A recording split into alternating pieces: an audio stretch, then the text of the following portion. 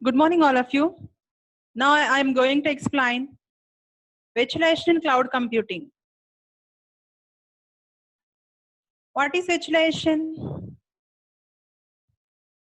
Virtualization enables multiple operating systems and applications to run concurrently and in isolation on a single physical host machine and multiple virtual machines to share in the resources of physical host machine, ensuring better utilization, optimization, and resource efficiency. Okay. VMware, virtual machineWare, defines a virtual machine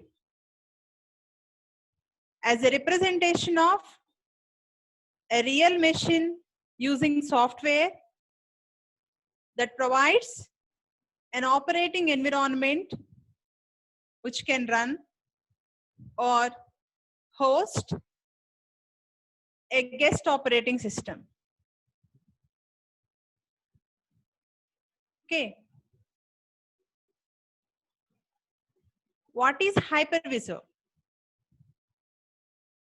In the context of hardware virtualization,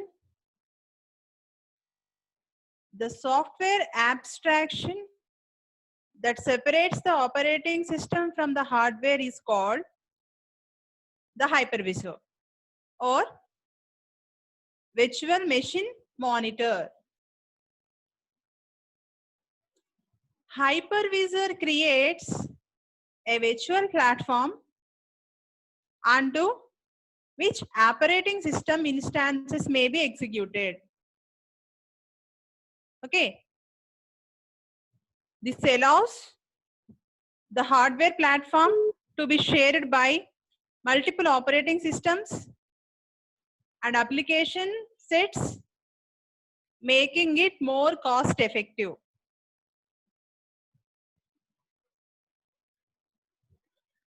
Hypervisor runs directly on the hardware without any intervening help from the host operating system to provide access to hardware resources.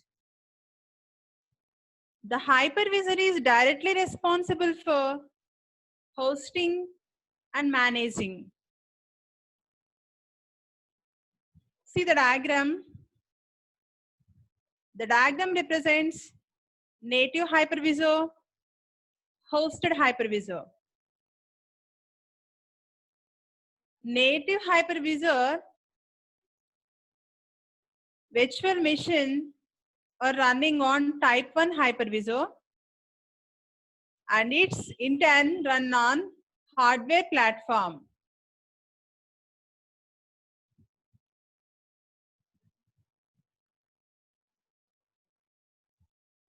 The structure of VM execution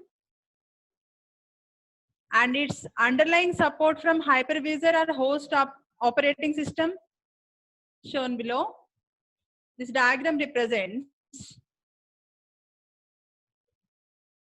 the structure of VM execution and its underlying support from hypervisor or host operating system. Okay.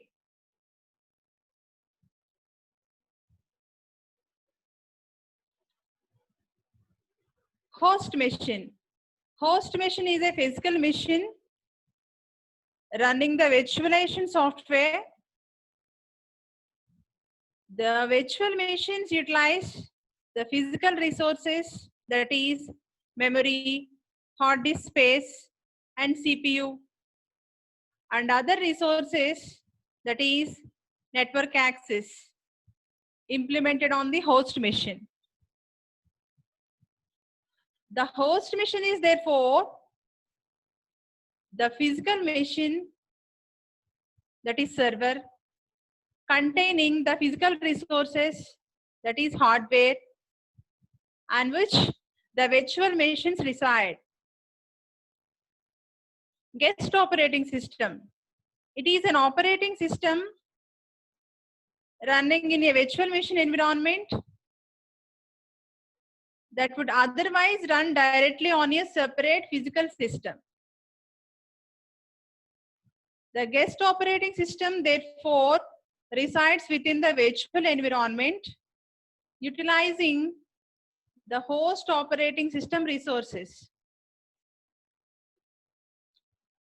And then host operating system.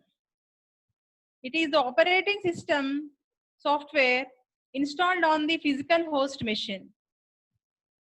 The virtualization service runs on top of the standard operating system, that is host.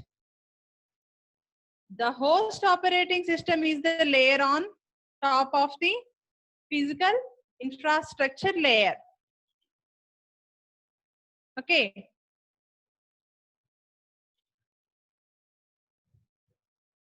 Virtual machine pair and defines virtual machine monitor as a software that runs in a layer between a hypervisor or host operating system and one or more virtual machines, that provides the virtual machine abstraction to the guest operating systems. A virtual machine monitor is the software solution that implements virtualization to run in conjunction with the host operating system. The virtual machine monitor virtualizes certain hardware resources such as the CPU, memory, and physical disk, and creates emulated devices for virtual machines running on the host machine. Okay. Generally, virtualizations are of two types: full virtualization, paravirtualization. Full virtualization. It is a technique in which a complete installation of one machine is run on another. The result is a system in which all software running on the server is within a virtual machine. Here, see the diagram. Client or company or organization or customer represented by this, and service provider. Okay, so here in full virtualization, complete installation of one machine is run on another. Okay. Virtualization is relevant to cloud computing because it is one of the ways in which you will access services on the cloud. That is, the remote data center may be delivering your services in a fully virtualized format. Okay. Full virtualization has been successful for several purposes. That is, those are sharing a computer system among multiple users, isolating users from each other and from the control program, emulating hardware on another machine. Okay. The next one is paravirtualization. Paravirtualization allows multiple operating systems to run on a single hardware device at the same time by more efficiently using system resources like processors and memory. Here, what is the difference between full virtualization and para-virtualization? In full virtualization, the entire system is emulated. But in para-virtualization, its management module operates with an operating system that has been adjusted to work in a virtual machine. Para-virtualization typically runs better than the full virtualization method, simply because in a fully virtualized deployment, all elements must be emulated. See the diagram. The diagram represents para-virtualization. So this is nothing but virtualization. And the next one, how cloud computing help for business? Cloud computing offers a number of benefits for any organization to build and run their business in profitable way. Here, three types of benefits. One is operational benefits, another one economic benefits, and staffing benefits to the customers. Coming to the first one, operational benefits. Generally, operational benefits are reduced cost, increased storage, automation, flexibility, better mobility, better use of IT staff. Reduced cost, the first one, that is, since technology is paid incrementally, your organization saves money in the long run.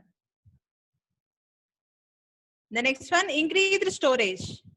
We can store more data on the cloud than on a private network. Plus, if we need more, it's easy enough to get that extra storage. Okay. And the next one, automation. Another benefit, another operational benefit of cloud computing for business. Our IT staff no longer needs to worry that an application is up to date. That is the provider's job. And they know they have to keep it up to date,